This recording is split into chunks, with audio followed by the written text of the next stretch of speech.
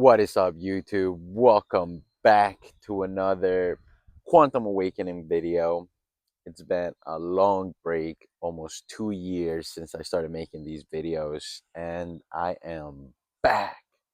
Feels great. Everything I shared on this page has completely transformed my life, and I've implemented every single thing that I shared on here into my own life first in the course of 2 years so that I could show up into the person that I want to become.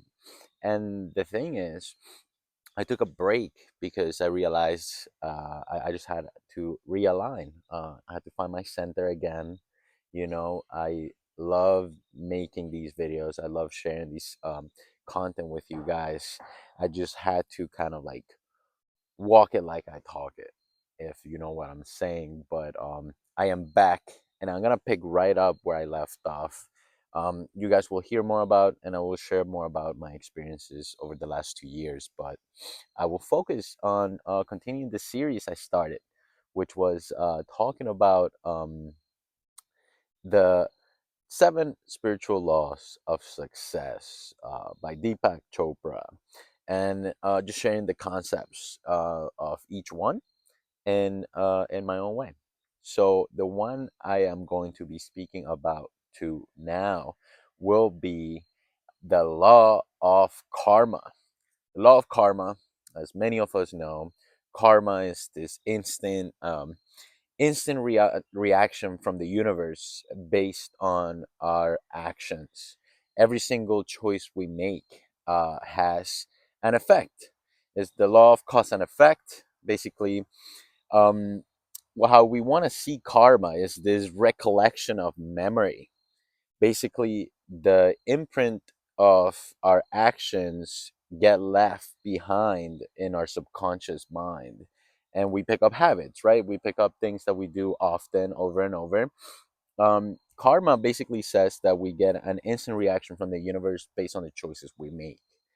And since we are we basically are making an infinite amount of choices all the time, many of these choices become subconscious programs, things that we are not aware of, and gives us the impression of not having a choice because we just naturally react this way. When we think about reactions, I want to point at the fact that I'm talking about repeating of action. A reaction is simply the repetition of an action. So when we react to something, basically means that we don't have conscious choice into this. It's more of a this happened before and I acted this way and it worked out in my favor. So I'm gonna continue to do that every time until you realize that your reactions are not bringing you the results you want. And that's why it's important to know which choices actually are conscious and which ones are just merely reactions. So that is something that this law talks about. It talks about this ability to make conscious decisions or brand new choices into our karma. It also talks about how we should seed or we should plant the seeds of love and peace and happiness and success so that we can manifest these things into our life. Since we get put into these programs because karma is essentially this recollection of memory. We want to collect the memory that is actually positive. That's why negative experiences weigh us down. And when we cultivate bad karma, bad things happen to us. But the same is done in the positive way. And the way he represents this in the book, it's actually by saying that we make a choice when somebody either insults us or compliments us. Basically, if we get insulted, we choose to feel offended, or we can choose to not feel offended. And the same way applies to the choice whether we're being flattered, when we're being complimented. We can choose to be flattered, or we can choose to just not take in any compliments. We just don't accept them. So yeah, making the conscious decision at every moment whenever we feel triggers of wanting to make the best decision. How do we do that? How do we make the best decision to influence better karma? The best way to do that is by putting our attention into our body and being able to create space between action or reaction. Be able to set a witness and ask ourselves, be able to take our time, and if we're about to react, be able to separate yourself from the experience, be able to notice how your body feels, especially in your chest area or your stomach, the solar plexus, and feeling, is this choice I'm about to make, is this reaction gonna bring more happiness to me and the other person? Is it gonna bring more success? Is it gonna bring more love? If the answer is not, then we can shift that. Because if you make the decision of going the opposite way, and then we start to cultivate negative karma, like I said, there's this imprint of memory. So whether you make a good choice or a bad choice, it will stay in our subconscious and it will manifest later on, just because of the field of infinite possibilities that we can access. So by bringing awareness to our heart area, which actually is in tune with this field and is actually in charge of connection, right? Our heart, when we think about the heart as an organ, is this connection or interconnectivity beyond perception. When we feel love towards a person, there's this connection. But when we want success and all these positive things, it all gets channeled through the heart.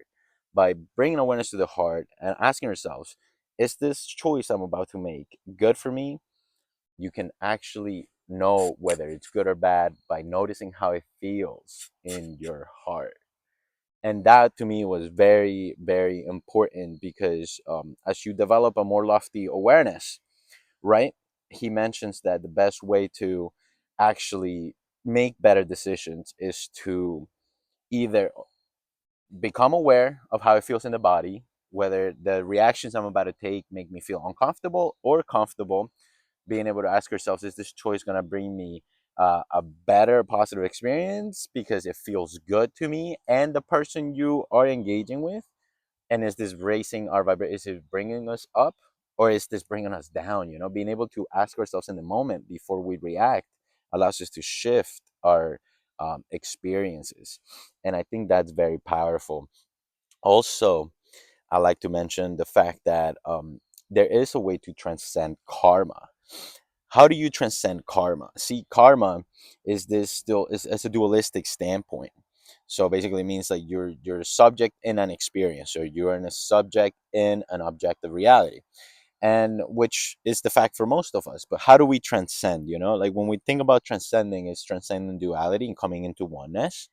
So the key is to develop a spiritual practice that brings you closer to yourself, your true self, bringing awareness inward and be able to tap in to your connection with everything else will transcend your karma, and we can transmute it. So how do we make negative karma positive karma? That's the key to develop a spiritual practice that can bring you closer to yourself, and understanding that the more connected you are within your mind and body, your heart, your brain heart coherence, the more connected you are to your environment. There will be a dissolution of who you are and what you experience. And that's exactly what I've been practicing for the last 2 years. I've been able to not only grow up as a person, but also be able to be more intentional with my actions, be able to share myself in a place that um, can help raise the vibration of everyone. If you remember, I made these videos because I want to help expand your consciousness, help raise the vibration of the planet. And since I was doing it through a digital medium because we were in the pandemic, now I get to do it organically in the place I currently work at. But I will be sharing that with you guys later on in a different video. For now, this has been great. Thank you guys for checking me out. I'm so excited to be making these again, and you will catch me on the next one. Much love and peace.